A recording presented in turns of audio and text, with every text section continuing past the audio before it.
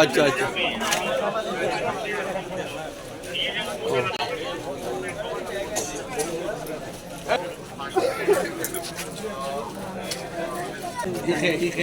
সাংবাদিক দিই হ্যাঁ কোন সাংবাদিক আমরা দেখি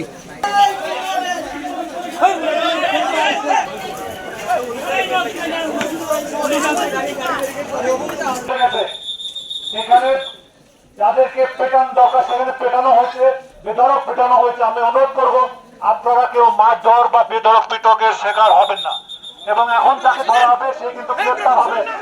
এবং এটা হচ্ছে সন্ত্রাস বিরোধী, সন্ত্রাস দমন আইনে মামলা হবে আপনাদের বিরুদ্ধে। আপনারা যদি কেউ বিশৃঙ্খল করেন, এখন সন্ত্রাস এবং বিশৃঙ্খল কঠোর আইনে ব্যবস্থা গ্রহণ করা হবে। সন্ত্রাস দমন আইনে আপনারা জানেন এটা কিন্তু খুব কঠোর আইন।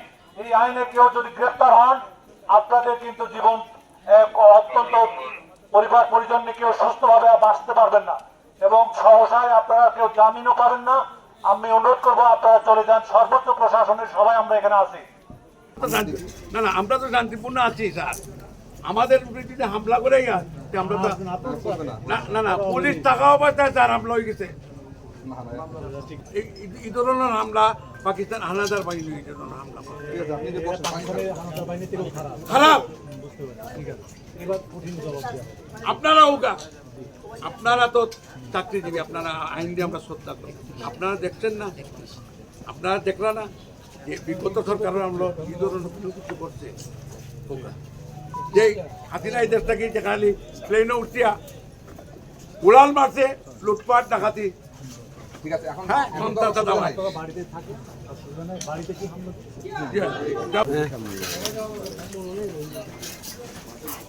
হ্যাঁ আজি হইল তার ঘর থাকি 20-25টা